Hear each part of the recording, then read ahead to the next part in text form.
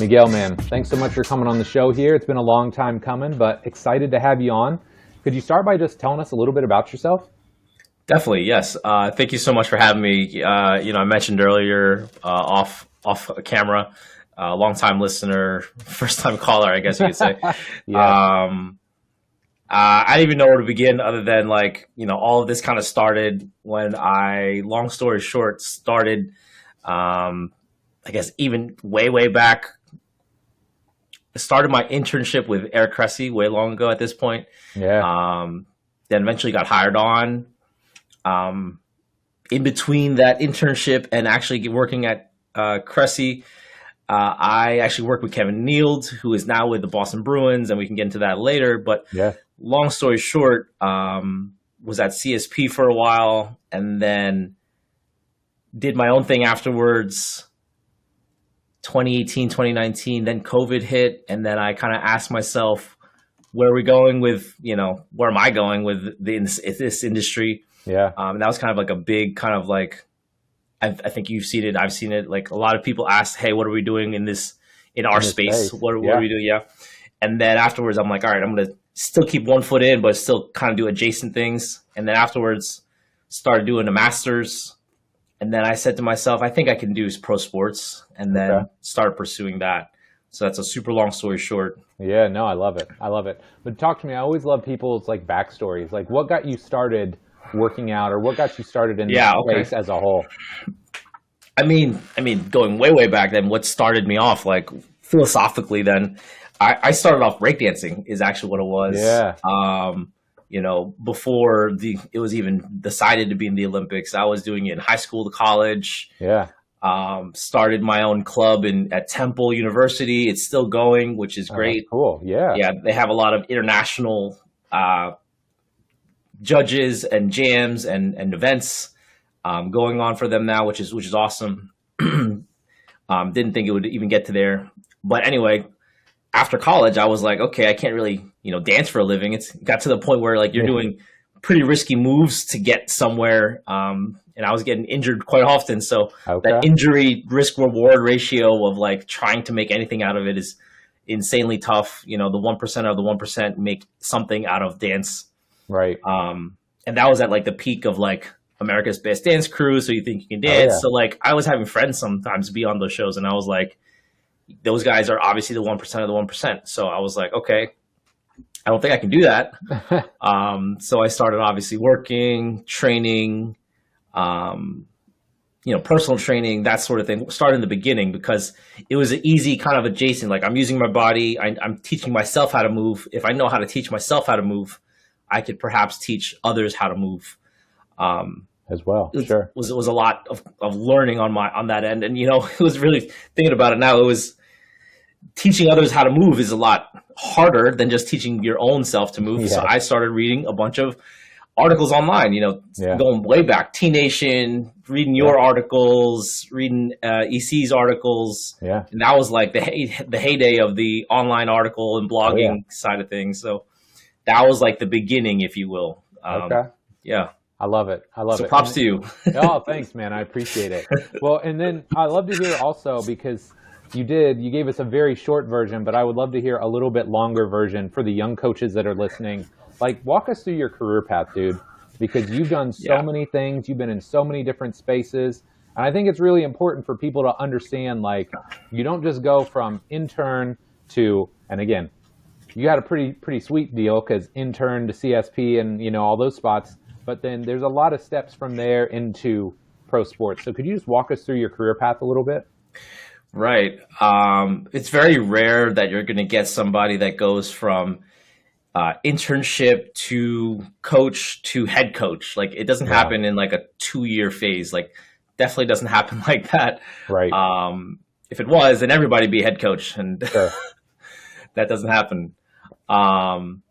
So I kind of had to find my own path. I had to find what I like, what I don't like. And that was, a lot of reflecting, and I'm still kind of finding my path, as I'm sure we can get into as well. But the things that I'm trying to get into involves kind of my path of where I've been And then what I continue to try to seek out. I think Yeah. the thing that I've always tried to do is I try to have like a northern star, if you will, if I Yes. can use that phrase. Yeah, absolutely. And I think it's always been something along the lines of try to help the person, try to help the athlete, if you will, one or the other. Obviously, general population individuals are going to be different than athletes in the context of what they need. But Yep. if you just ask the question of what does this person need, then you can start to cater like an action plan around that. And then, not just like action plan of exercise programming, but I'm saying like action plan of where do I want to work, where I see myself working long term. Yeah, sure. So I've dabbled, if you will. I've done personal training. And I say in some context, whenever you're working with athletes, you're definitely doing one-on-one training to some degree all the time. And then I've done group training. I've done, the different models that are out there and have been out there. Yep. I've helped out my friends open up gyms, actually, thinking about it. Shout out to Brian Bott. He's from my hometown. He also opened up a spot by the Jersey Shore. Yeah. That was a lot of fun. Helped open up a gym. That was quite interesting experience. But I kind of pivoted, and then I said, hey, I'm going to be going to CSP, and then saw how that program and saw how that kind of vision was for about 4 years. Yep. So, you see a lot of things when you go into a place like that, and you see a lot of different individuals that come in and out, and see a lot of people that, like, I'm sure you've seen it at your facility as well. A lot of people come into places with like the hunger, if you will, to like learn and grow and make connections and all those kind of like what's the word from that one book? It's like a hotbed. Oh, yeah, sure. It's a hotbed of just coaches and a bunch of different people trying to learn things. Yep. So I kind of led with that. I was always asking myself, where can I go to learn? Where can I go to grow as a person? Yes, but then also as a coach. Yeah. And not that there's anything wrong with, the local kind of Planet Fitness kind of places, but it's a little different when you go to a hotbed of, where every off-season athlete will go for baseball season. Yeah. You get a lot of interacting personalities, yes, but also a lot of different coaches that come from quite literally all over the world. Yeah. Kind of accelerates things, as Absolutely. you obviously know. So yeah, that's kind of what I wanted to do. I wanted to kind of put myself into a room that can, where I certainly know that I'm not the smartest guy. Yeah. I think that if there's anything, if I have a superpower, it's always like I can always find myself putting myself into a room where I'm certainly not that smartest guy. I can find myself putting myself into this room where I kind of know where to put myself, I kind of think, if that's what I'm saying. Yeah. Kind of position myself in the right place, right time. Yes.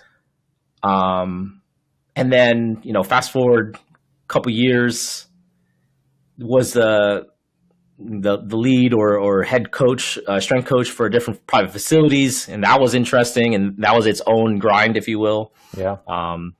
Because if you're the head guy, you're everything. You're the lead. You're the front desk. You're on the coach. You're coach on the floor. Yeah. You're going 5:30 a.m. to 8 p.m. So like, that was a grind for sure. Yep. And then afterwards, I was like, okay, where else can I grow? That's kind of what I asked myself. So I did simultaneously working and doing LMT school, so I can kind of have a hand on both. Yep. Manual therapy for my athletes if they need it, and then also coaching as well, because I saw that was a direction that people have gone before, and different organizations value that. So again, I tried to place myself into a situation where I can grow, if that makes sense. So I have a skill set, and if an organization values it, then I can utilize it. I can capitalize on my skill set and try to, again, place myself in a situation where I can be, where I can help others, number one, and number two, where I can grow myself. Yeah. It's interesting. In the NBA, there's a lot of what they would call dual credentials, right? They're PT strength coaches. You kind of circumvented that a little bit, or just took a slightly different path, right? Because now you're a strength coach, but also an LMT or licensed massage therapist, if you're unfamiliar. But yeah, now you have two different skill sets, which immediately makes you more valuable. Yeah. Right. Yeah. Like as an organization looking in, if I could hire Miguel, who is these dual credentials versus just a traditional strength coach, or just an LMT, hey, if I can only hire one person, you're the guy I'm looking for, because now I don't have to make two separate hires. Right. Right. Yeah. And that's both a blessing and a curse, because then it's like, okay, you're valued, but then it's like, okay, now you got to do the job of two. Yeah. So there's that. Yeah. That's been a big thing in baseball for the past couple of years as well, to be, like you just said, strength coach and LMT, or manual therapist, or AT strength coach, whatever the credential is. But having a dual credential certainly helps, doesn't hurt. Yeah. And it definitely, I know, just talking to, previous hiring managers, supervisors, like, it definitely helped me. It didn't hurt me. Yeah. So yeah. It's interesting. There was a guy, Carlo Alvarez, that was on the show years ago. He's a super sharp guy, and he's worked for the Pirates and the Reds and different teams. He's been around the baseball world forever. But one of his hiring criteria was always, hey, you've got to be a great strength coach. Like, that gets you in the door, but what else can you bring to the table? And, in your case, it's an LMT, but, sometimes it's like, hey, I'm just a ninja with Excel.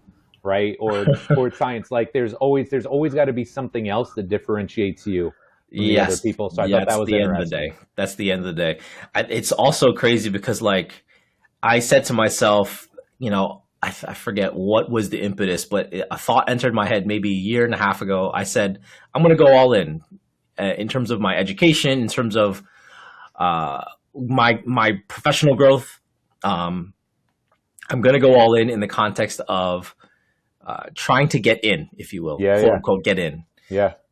So I started taking Spanish lessons. I had no idea where that was going to take me. Okay. And I literally have been taking Spanish lessons for like 18 months straight. Yeah. Like a week, like weekly for 18 months straight. And I've gone from the first couple lessons were pretty brutal looking back at it, and talking with my tutor. It's a private tutor, like me and her talking for like an hour straight in a different language. And it's like, it's jarringly uncomfortable. Yeah. It's like super difficult because she's going off and I'm like trying to absorb it. And I'm like, okay, translate it and then spit it out afterwards. Yeah. So that's one of the things on top of all the other things that I've also tried to do is, again, put myself in uncomfortable situations is basically it, to try to get something in terms of growth out of it. Yeah. And again, that I think has also helped assist me, if that makes any sense. So, that's another skill set that's super valuable in baseball is like, absolutely. Okay, Spanish, different language, what's your proficiency level? And then afterwards, it's like, how can you apply that to, your coaching, your manual therapy, your XYZ? Yeah, no, that's awesome. It just reminds me, the first couple of years I worked with the Indy 11, we had all these guys from Honduras, and they spoke no English. Like, they weren't joking. Like, these guys literally played in like the jungle. And we plucked them out of the jungle and brought them here. So yeah, I had to learn enough broken Spanish to be able to communicate with them on the gym floor. And it was very uncomfortable because they did not speak, like, I'm not kidding, zero English. Yeah, so, no, I 100% understand that. I'm like, okay, yeah. So if you don't speak any English, how are you going to get? It's like the communication side of, all the things that every coach has said on every podcast and or blog post ever. It's like, you need to have the soft skills to communicate. Right. It's like, okay, you need the soft skills to communicate in another language. Yeah, absolutely. Absolutely. Well, okay, one of the things, I've got all these different tangents I want to go on with you today, but I think one of the things I'd like to start with is a lot of the people that have been on the show have either worked just in the private sector or they've maybe worked in pro sports. Not nearly as many have worked in both and understand, what each realm is like. So could you just talk to us a little bit about the biggest differences you've seen working in the private sector versus working in pro sports? Well, I think the easiest thing that I can kind of comment on, so I haven't owned the physical location, so I'll talk about it from that side of things. I can't talk about it like from Eric's perspective or your perspective. As an employee in the private sector, however, it's so much easier. Yeah. Yeah. So you show up for, your lift in the morning, then you go into, that's a private sector side. You show up for your lift, you kind of, Can I curse? I don't know if I can curse on it. Absolutely. All right, you can shoot the shit. Yeah. And then afterwards, it's like, okay, now you get into coaching, right? Whether it's like you have morning clients and then it transitions to athletes in the afternoon, like whatever that mix is. And then you go to like what, 6, 7, 8, 9 o'clock sometimes, depending on who's coming in. Yeah. And then you rinse and repeat your day is kind of how it goes. Maybe you have programming to do. You kind of, tap in, you swap hands, like somebody's in the morning, somebody's in the afternoon. You do programming at home because it's easy to do from Excel on your, whatever it is, Trainerize now, I guess, or Team Builder, etc. And then you kind of like call it around 8, 9, 10, right? Rinse and repeat. Yep. In the context, just that's from a scheduling perspective. Yep. In the context of pro sports, I mean, you have to like physically be there. Number one, like physically be there with the team. So you have to travel with them. You're going to eat with them. You're going to do the little things of, whatever XYZ athlete needs or wants of like, hey, can you get this or that?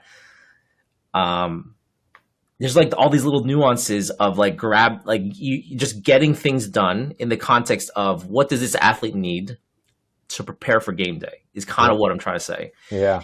So that's during the in season of the sports, of whatever team you're on, whether you're talking basketball, soccer, baseball, etc.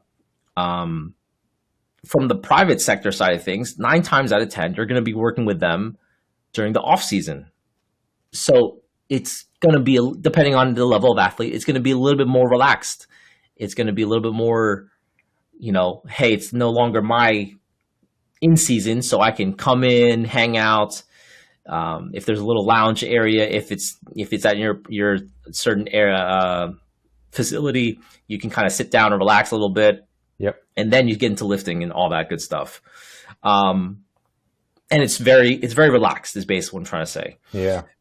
From the private sector side of things, you have coaches all around the clubhouse. You have, athletes trying to mind their own business, but sometimes they get pulled into all these different directions. So there's this level of like resting tension, if you will. Yeah. Of like, okay, I got to be like on my A game.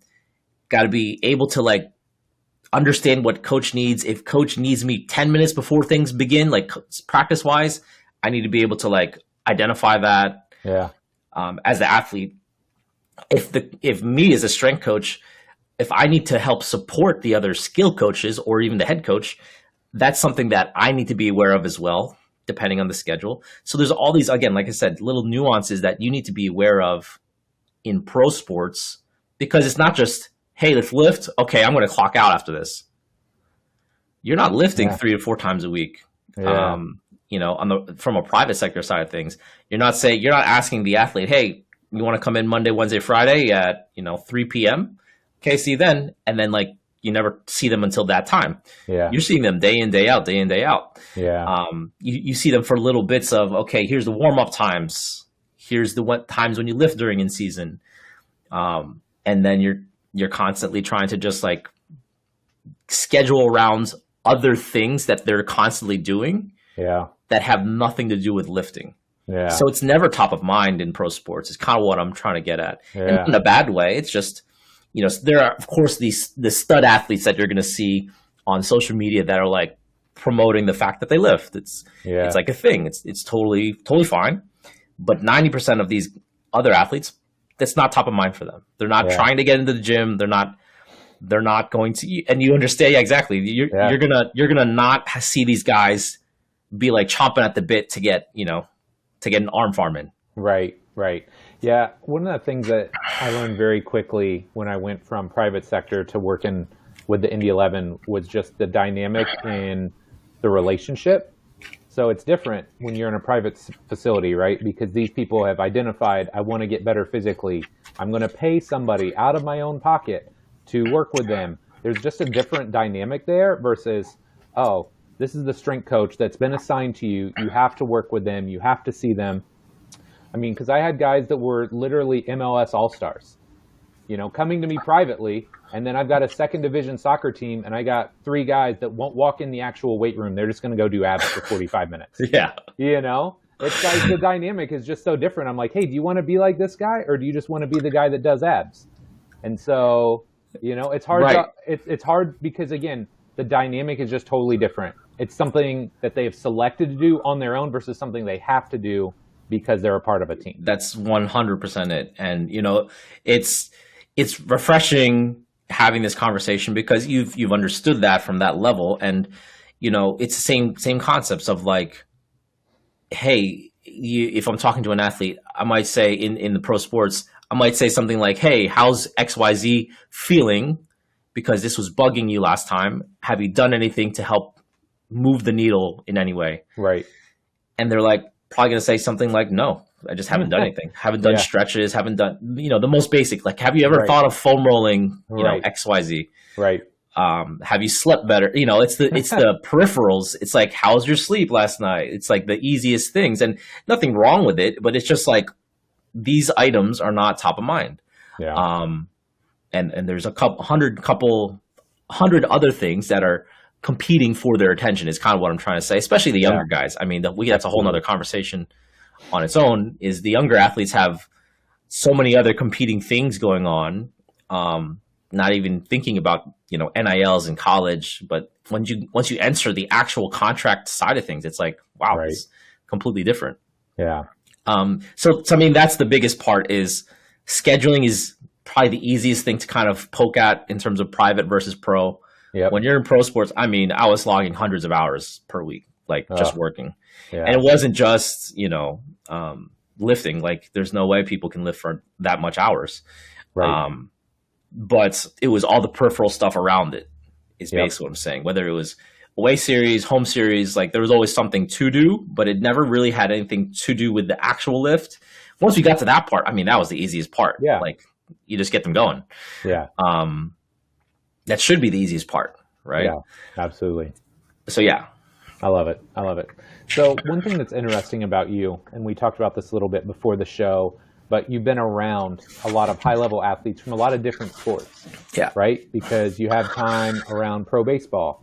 You have time around pro soccer, obviously working with the Revolution. And then you also have time doing like combine prep and pro days for football. So I would love to hear just some of the cultural differences that you've observed across all these sports, because it's very unique when you start hanging out with like just one sport and then you totally switch gears to something else. The culture is totally different. Well, like, so I'll start on the one that we haven't talked about. So prior to me joining any pro sports, I was also working with Cressey Sports Performance. Shout out those guys, Shane and Sean. They've developed a culture for football in the Massachusetts area. They both have background in football, and then they started training athletes for pro days. Right, every university that has some level of high level football, they would have, you know, the ability to have a pro day combine. You know, it's not like individuals are specifically selected to go to Indianapolis, but at the same time, these guys get to train and then show what they got. They do all the events. They do the 40, they do the jumps, they do the bench press, they do everything. Yeah. So I've been lucky enough to be exposed and help out with those events and those the camp, if you will. So it's super interesting. I'll start with that because it's one I haven't talked about yet. But that culture is, those guys, they know how to work. That's for sure. Absolutely. They know how to work in the from a football culture perspective. Like, that's what their bread and butter is. Yeah. You can tell even when a previous baseball player used to play football, because they have that like kind of workhorse mentality. Yep. But from, you know, even just the pro day combine side of things, like, these guys are done their careers at the end of their 4 or 5, maybe even 6 at this point, depending on COVID years. Yeah. And these individuals, they're all freaky athletes. Yeah. I'll basically put it like that. It just depends on their level of exposure, depends on their previous playing career, how well that was, and what their projection could be. It's super tough, because then you enter the world of like scouting, and that's a whole nother level. Sure. Because it's like, hey, this guy had a really good bench press numbers. He hit like 25 on bench, and then he had a 4.3 on 40, and then he gets like no looks from anyone. And it's like, how did this guy not get any looks? And then it's like, who knows? The certain profile of the athlete just wasn't what a team wanted. And it's like, how do you not want that? But anyway, the culture of these guys is they come in, they work out, they go, I don't want to say top to bottom, but more or less they start in the morning, depending on where you're at. Obviously, we're not, the hard part is, let me backtrack a little bit. We're not doing these things. We're not doing these things in Florida. We're not in Miami in February because the pro day, again, is probably going to be in April-ish. Yeah. More or less around the same time as the actual NFL combine.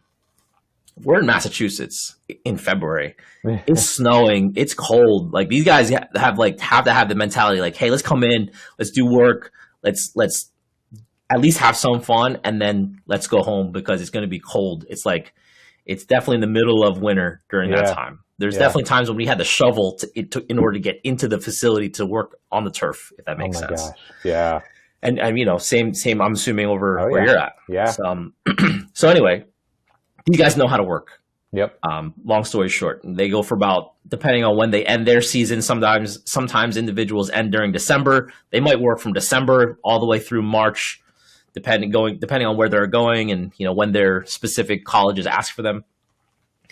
Or they start in more or less the beginning of January. Yeah. So January is kind of where they kind of start, and then they go for about 12 or so weeks, and then they kind of trickle out depending on what colleges they go back to. Yep. But they work super hard, and the way that we kind of run it is, we do have a little bit of a split going, upper lower split, and then in between we're working on vertical jumps just to kind of acclimate these individuals to really jump. Yeah. An interesting thing that I noticed, if you have individuals constantly coming into the gym, they kind of know the way around. They know like, oh, now you need me to jump. Like the question is like how high basically, right? So it's a great question to ask. But for these very talented individuals, they're trying to get into the NFL for a reason. Yeah. They're really talented and they know it. Then because they know it, they probably are working more on their actual skills in football. Yep. Not exactly working in the gym. They know the gym because that's their culture, but like they haven't had a dedicated 12 weeks of know anything. Right. They just come get the work done and then go home, no football. Yeah. So that's kind of foreign to these guys. And, we have a lot of different sprint machines. We have resistant machines. We also use force plates, Hawk and Dynamic. Shout out to those guys. Shout out to Drake. Shout out to your sponsor, right? Yeah. Yeah, I love it. And we use those items to help correlate between using a Vertec, where you reach with your hand, and then also the Hawkins. So we might go back and forth and we might even use both, which is like literally like force plates under the Vertec, which is like a thing. Yeah, for sure. Then you can be like, okay, this is accurate. This is more along where we're trying to get. And then we would be teaching the skills, not exactly cheat, but skills to get that 1% of the 1%. Absolutely. The 10th of a second, if you will, 1,000th of a second, like a 4.3, a 4.35, 4.36 is okay. A 4.34, whoa. Yeah, absolutely. Like that 1,000th is a big deal. It absolutely is. Yeah. So anyway, where was I going with that? So yeah, these guys, individuals, we use all the different tech that come with it. Teaching these guys how to sprint straightaways is tough because they're used to stopping and having a body to contend with. Yes. Opposition, if you will. And for them to sprint straight, it's a different force on their body. Yep. So they're feeling things that they haven't felt in a long time, in terms of like hamstrings, tension, and those sorts of things. So now that's kind of where I entered because I kind of offered my services as a new LMT. I'm like, hey, if you guys need help with manual therapy, let me know. And I was kind of working on these guys mid-session, mid like. Cool. So that was a pretty cool experience for me. It's like, okay, we're going to be doing 40 yards, or not exactly 40, but working on, the L drill today. And some guys are having ankle stuff pop up. So I would literally pop up a table and work on people's ankles or whatever it may be. Yeah. So that was always super cool experience to do. And then we would literally just do a walkthrough afterwards. After I work on their ankle, we'd walk through, and then we would go into an actual like speed, game speed, if you will, and then go from there. So the work culture is different on that end. Now transferring that to when I started transitioning into pro sports, that I started working with soccer, very different. Very different. Quite literally the opposite If we were to be able to swing 180 degrees, Yeah. these guys, and it's nothing against the culture. These guys are very, very physiologically fit. Yeah. And as you understand, you don't need to be the world's strongest person in order to do what you need to do on the pitch. Yep. So you need to hit some bare minimum thresholds of, okay, well, number one, did you train for 30 to 45 minutes after your practice today? Yep. So that stress is like something that all coaches have to contend with, is like you have your practice and then you lift right afterwards. That might be new for some newer individuals that got called up, second team, the first team, or academy, the second team. That might be new stressors. And then now these guys are dealing with a lot more other things to contend with. But stress wise, we have to now hit, okay, now we need to understand where you're at for your vaulted hamstring strength. Yeah. Right. We need to understand where you're at for your jumping capacity. Yeah. We need to see where so there's markers from a sports science and also from like a medical performance side of things that you need to hit. Yep. That it needs to be kind of like baked in to the strength and conditioning. Yep. So that there's that blend right there of like, okay, we have our lift, but we also need to get our Nord boards in. Yeah. Yep. So where do we fit that in? Yep. So there's always like that side of things that we need to kind of contend with as coaches, while trying to say, hey, I just need you to come in and lift. Like, you just need to show up, like do this for 30 minutes. Like, you just need to show up. There's nothing fancy here. Yeah. Super basic. Check the box though, right? Exactly. And then, that side of things that I kind of talked about already, the baseball culture side of things. So yeah, no, I love it. There's a couple, I was taking notes here because one thing I really dislike, I've been listening to a lot of podcasts lately just to always get new stimulus. Sure. I really dislike when the podcast host just rambles for like 5 minutes. So I've been trying to let you talk. I love it. One thing, a couple notes that I did take down though. Number one, when it comes to the combine stuff, because I did a little bit of that, it was probably almost 10 years ago now. The technical side of that I find is very foreign, right? Because the tests are so repeatable. Right. And so these football guys are used to doing, hey, we're going to go run routes or whatever. Oh, yes. Now it's like, hey, this is how you actually run. This is how you accelerate or hit top end. Like, it's very technical. And so that's foreign for a lot of those guys. Maybe they've had some of that if they have a track background. I was just going to say that. But there's so much technical, or like, hey, I need you to take 3 steps to get to this point. Or I need you to yards, take, like there's a technical element to that just unlocks a huge performance improvement, right? Like, if you can own the test without any physiological changes, you can score better. So there's that part of it. The other thing that I think is really interesting, and you couldn't create a bigger contrast between football, right? American football and soccer with regards to the lifting. Football and then football. Football and football, yes. But man, I love to tell this story, but when I was with the Indy 11, first year we had a guy, he was a Brazilian international. He'd won a World Cup. He'd played at, Man United. Like, this guy had been everywhere. And literally when I got him in the gym, he's like, I've never lifted weights before.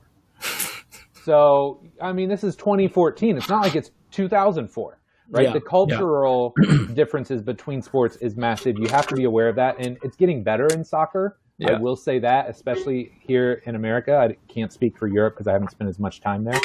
But, man, like, if nothing else, getting athletes to lift weights just to prevent soft tissue injuries. 100%. Like, if we could just start there, because, hey, if somebody pulls a hamstring, on average, that's 6 to 8 weeks. That's a lot of weeks. Gone. That's literally like a third of your season. All you could have done was like just do some hamstring isos, do a little bit of like preventative work, do some easy stretching, and then call it. Yeah, it does not have to be sexy. In fact, I'm working on a presentation right now, and I'm going back and I'm looking at the programs that I wrote. And for guys that were like heavy minute guys, it's like, oh my God. Oh, right. Like, literally, we're talking check the box. You could do this in 20 minutes. Yeah. But it would make such a big impact on just, hey, let's get you unlocked, get your body feeling good, mitigate some soft tissue stuff so you can go out and do it again next week. 100%. I love it. Okay. 100%. So something else I wanted to talk about, because I'm super jealous because you have had 2 amazing mentors. Obviously, I think the world of Eric. I've known him basically my whole professional career. And Kevin is a guy that I've not got to interact with as much, but equally high regard, right? Like he is a savage and he has done amazing things. For sure. I would love to hear how having mentors like that positively influenced you as a coach and clinician. Well, I mean, it's more than just positively influenced. It's kind of like, you know, I aspired to be wherever they kind of are professionally. Yeah. You know, who wouldn't want to be, you know, Eric Cressey in the context of owning a facility, plus also, hey, I'll also be the director of performance for the Yankees. Yeah, it doesn't suck much, right? That's a pretty cool gig. That's not bad. The hard part about that is, I mean, from his perspective, just me looking outwards looking in is, you know, heavy is the crown, right? Mm-hmm, for sure. You have a lot of responsibility. You have a lot of responsibility, you know, and then you start entering in family and kids, and responsibility goes everywhere. You have to pick and choose. Yep. So, you know, how do they positively influence me? I mean, to the nth degree. If anything, they kind of showed me the path, if you will, quote unquote, right? I didn't grow up saying, hey, you know what? I want to be a strength coach when I was like 5 years old. No, I think I was like, I wanted to be a firefighter, you know, like you don't know. Yeah. But you realize that it is possible.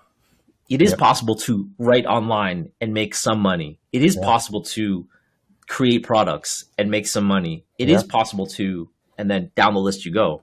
Yep.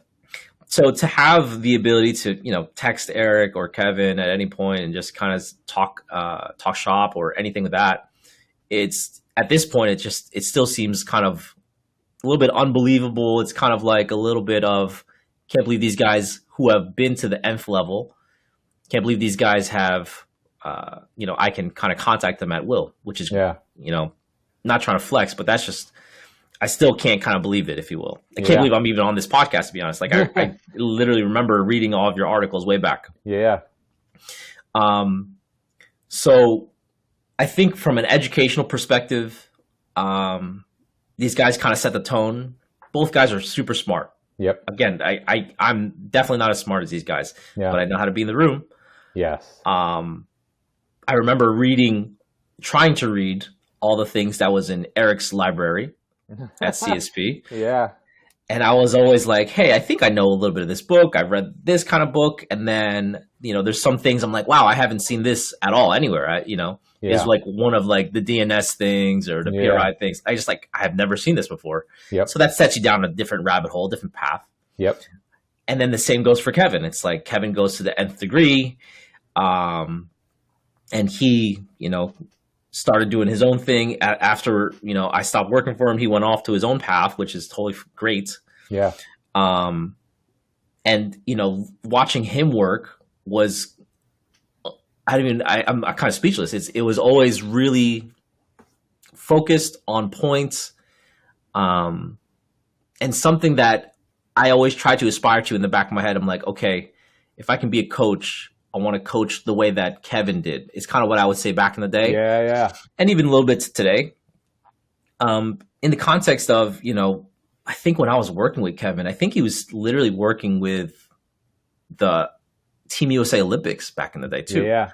So like even then it like, you know, that when he would go off in the winter and then he would come back, he was working with Olympians. Yeah, absolutely. And then he would come back to the facility. Yep. And he would be working with 12-year-olds.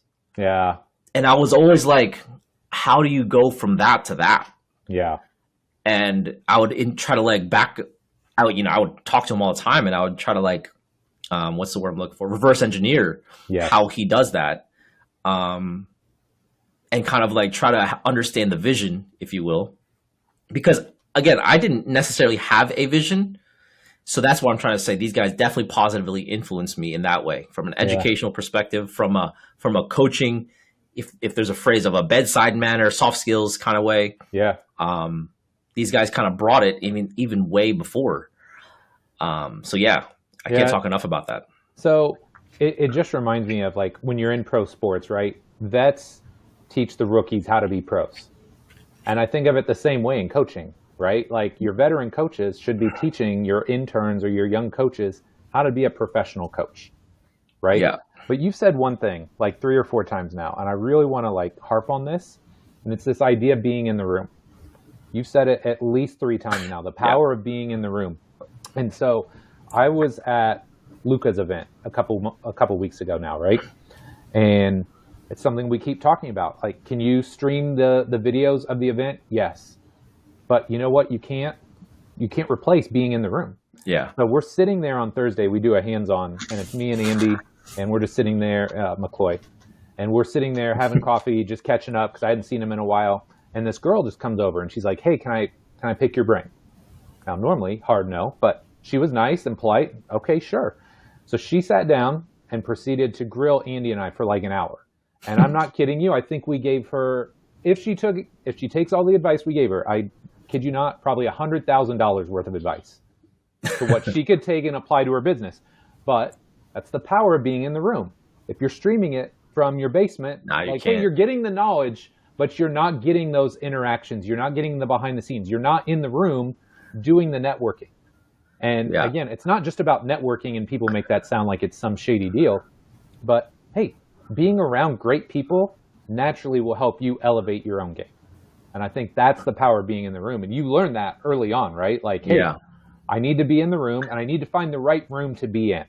Yeah. And so I think that's huge advice. I think experientially it's a huge thing. Yes. Because when you stream things, and we all did this, especially during COVID, we all streamed every piece of content that you could. It's kind of passive to some degree in the context of like, you're just sitting there and just like stuff gets thrown at you. So if it's not just getting thrown at you and you're having the ability to interact and then ask questions and wrangle with questions and say, well, what if this happens? Or can you tell me what happens when XYZ happens? It's kind of the same thing that happens when I literally have my Spanish lessons. It's such an uncomfortable yet very beneficial thing because I'm contending and I'm grappling and I'm trying to teach myself new things that I wouldn't have got. Like, I could just read a Spanish book. Yeah, absolutely. I could do Duolingo all day. Yeah. But is that going to give me that like back-to-back conversation points? No. And experientially, it's completely different, vastly different. You don't learn things on the spot when you're doing that. When you learn things passively, unfortunately. And I think that's been, we could talk all day about that too. Like, how do you learn passively versus this? And, we could talk all day about that. Yeah. It's not the same environment, right? 100%. You need the environment. Yes, that's exactly what it is. Even if I think to some benefit, there's also the benefit of you might not get what you want, and you might recognize that this is not what you want. Absolutely. There's power in that too, right? Yes. And that's what I'm trying to get at as well. Cause you must get this all the time too. Messages from people saying, "Hey, can I work with you? Hey, can I work with you?" But then like nobody, you don't actually follow through. Yeah. So that's the hard part. Or, "Hey, can I pick your brain?" Or, if you do it from a digital perspective, being like, "Hey, are you around the city?" Like whenever I traveled away series wise, I would like try to think like who's in this city. Yeah. Like James reached out to you, for example. Yeah. I did the same thing. I was like, okay, I'm in this city. Where can I connect with other coaches that I know are in the city? And then I did for a handful of them. And that was super beneficial in that context. Spend half an hour with them. It's a completely different perspective. I love it. Okay. So another thing that we talked about and we kind of went back and forth with via email was that you've used a lot of technology, especially in the last couple years. And I think this is something that I want to have on people's radars. That's why I went to Luca's event and talked about force plates, not knowing if people would have any interest in hearing me talk about it, but I feel like it needs to be on people's radar. So I would love for you to just talk a little bit about kind of the technology that you've used and what you've learned from using it.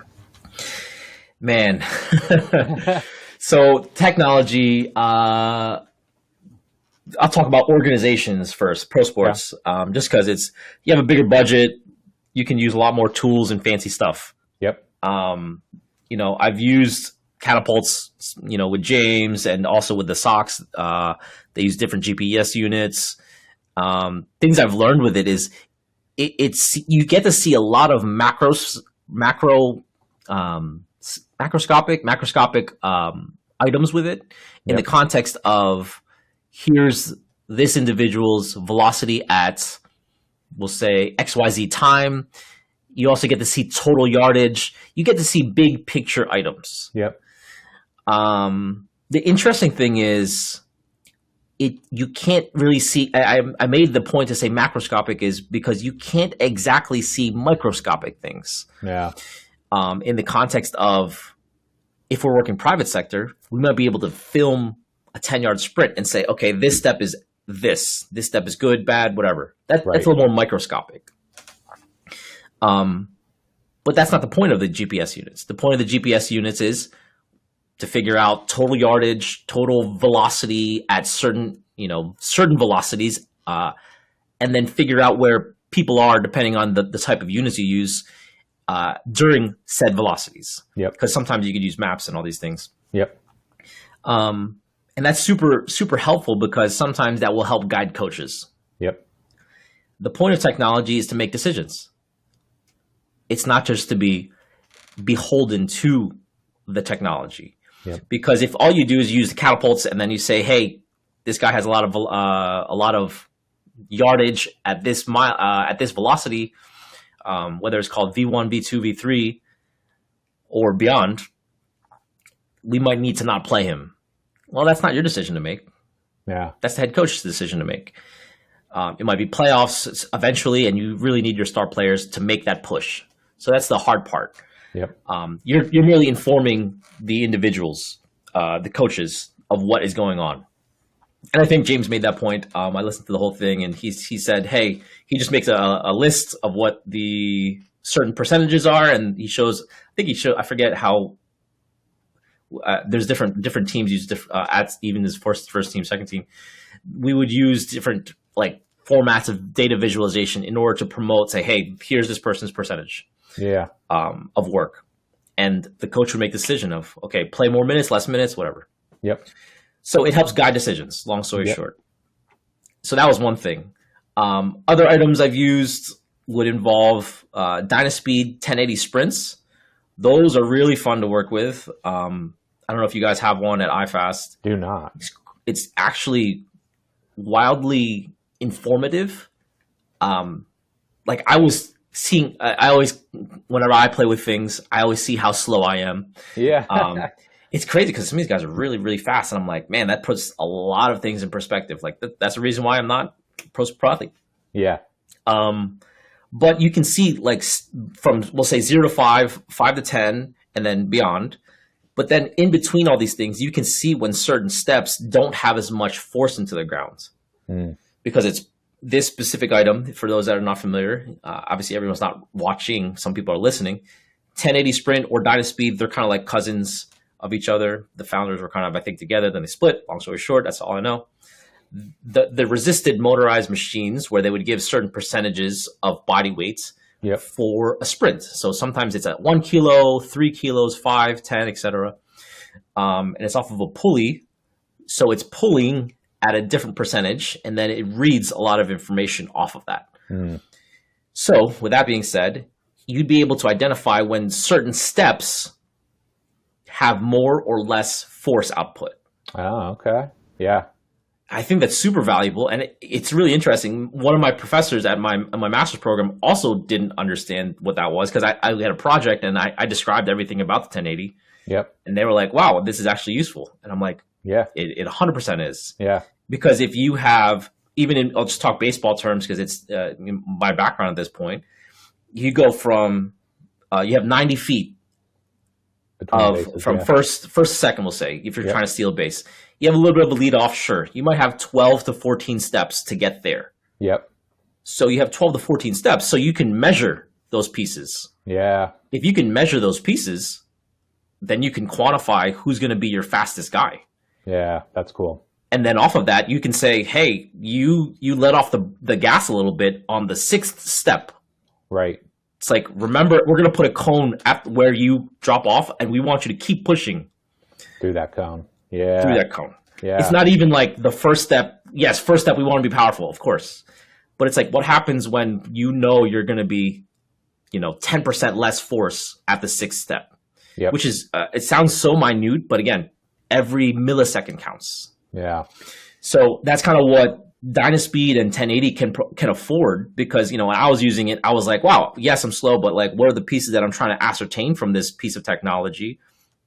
It was exactly that. Like around my fifth or sixth step, I was like letting off the brakes because I was no longer overcoming inertia and I was just moving forward. Yeah. And I was like, wow, I could be faster. Yeah. And then you kind of figure out those pieces afterwards. It's not even just like, hey, we need to work on dribbles, or hey, we need to work on, you know, sled pushes or chain sprints. It's like we actually need to work on this singular step. And then it becomes a little bit more sports specific skill wise, because then it's like if you get everybody working at their best capacity, then you can really push the envelope of where your team is at. And you know, this is not an ad for 1080 or anything. This is really good information. And it's interesting because, you know, whether or not you're using sprinting, laser gates, etc., those laser gates might be spread out every 5 yards. What happens at the third yard? Yeah. You don't have do you see where I'm coming from? Yeah, no, for sure. So I really like the 1080. Obviously it's relatively expensive. It's not like I can buy it for $100. Right. So I think it's very useful in that context. I know Altis uses it a lot with their sprinters. They just finished their Olympic season, and they're continuing, obviously, Diamond League, etc. But they use it regularly. Yeah. And I visited Altis. Those guys are awesome. And I definitely appreciated their use. And I try to just feed off of them. And I was trying to talk to them about how they use it quite often. They literally haul it to the track, which is pretty wild. Wow. That's crazy. That's crazy. And then how do you use... I know you use force plates as well, too, right? Yes. So where does that fit into your... So yes, for sure. On the private sector side of things, you could use it every day. Yeah. It's not even a testing thing. Some individuals might only use it for testing. Yeah. Eventually, you can use it, if you use it enough, you can use it for training, and which is a big piece that we did at Exceed, because then you can see, when you did XYZ jump, very similar to what I just talked about 1080 wise.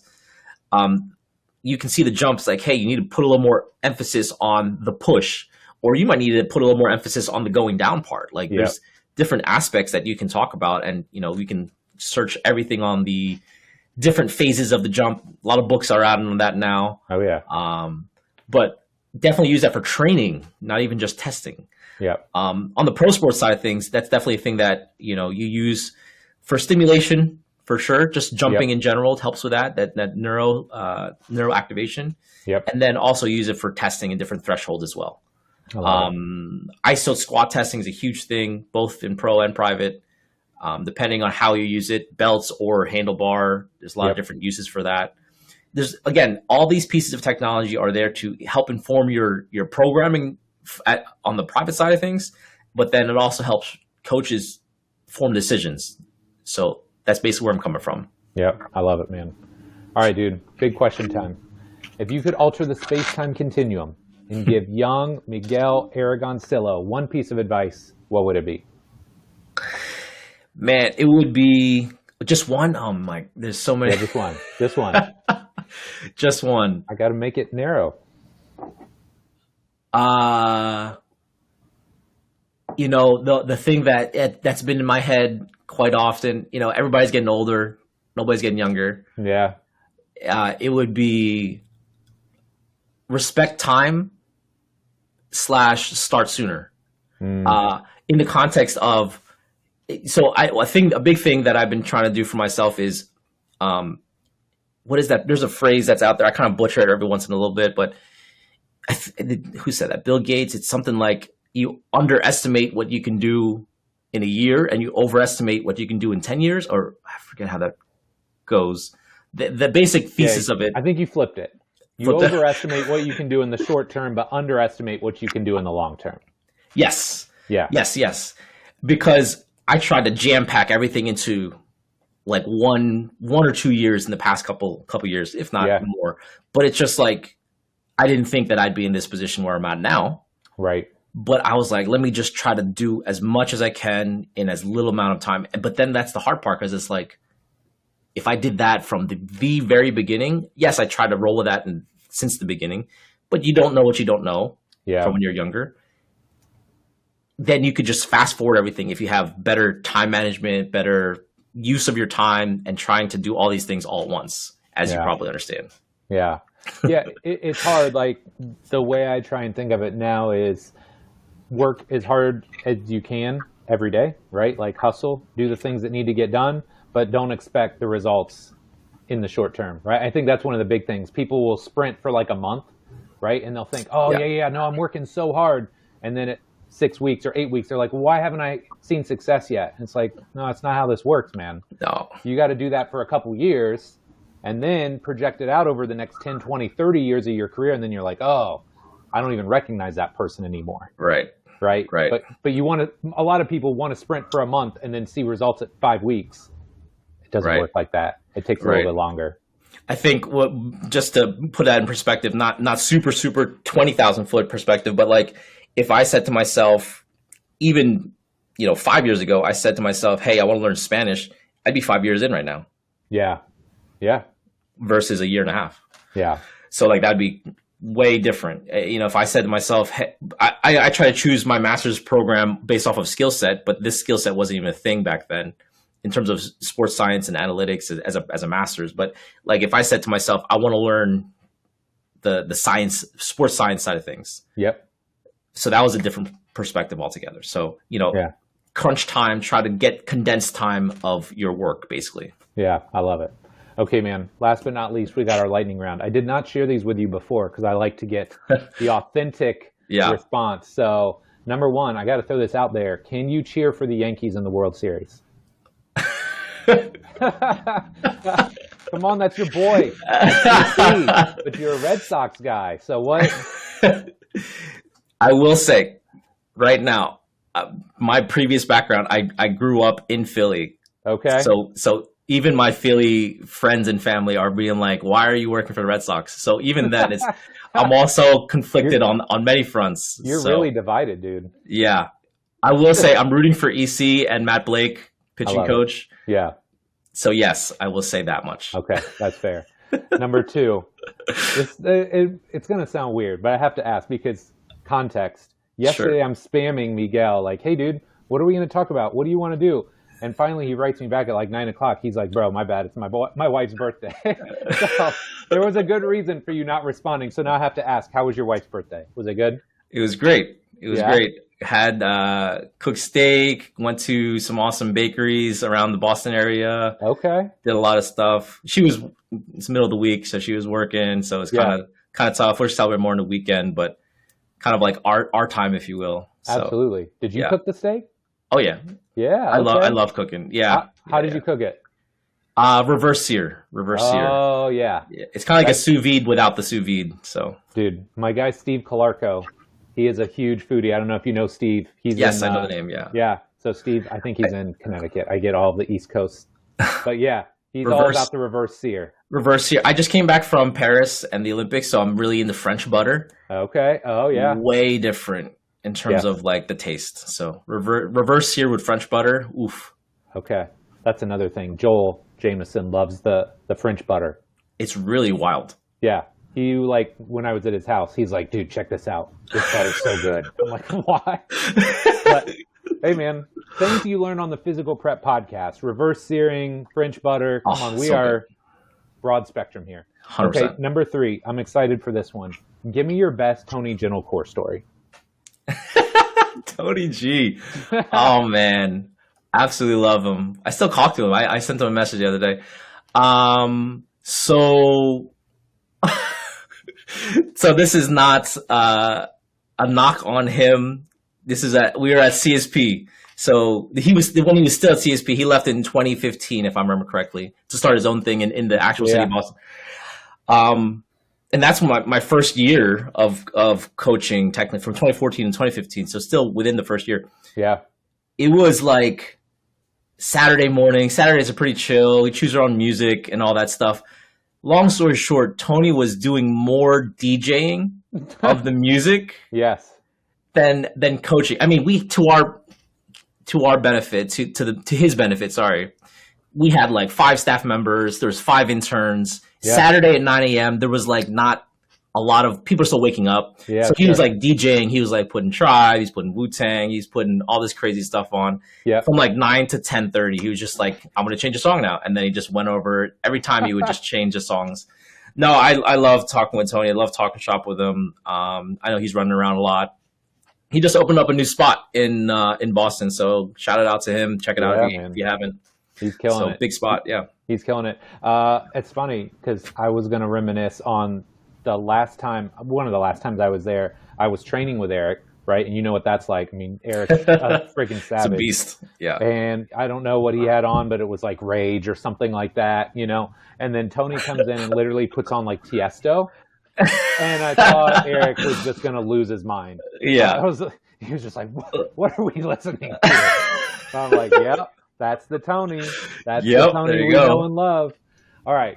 Last but not least, number 4, what's next for Miguel Aragoncillo? What are you working on? What are you excited about? Anything? So I am finishing up a master's. I alluded to it. Master's in applied sports science analytics. A lot of words. Yeah. Basically, long story short, works on data viz or data visualization and coding for sports. Long story short, it's kind of like that stuff you would see on, any NFL kind of in between highlight. You'd see like percentages of completions or percentages on XYZ to this guy. That's kind of what I'm trying to work on. And, which is a big kind of step for me because it's super computery and super analytics. Sure. So it's very different, but I think that'd be a great way to literally make myself a unicorn is kind of what I'm thinking. Yeah. Just to round myself in that manner. So that's what I'm working on. I'm just about done that master's. And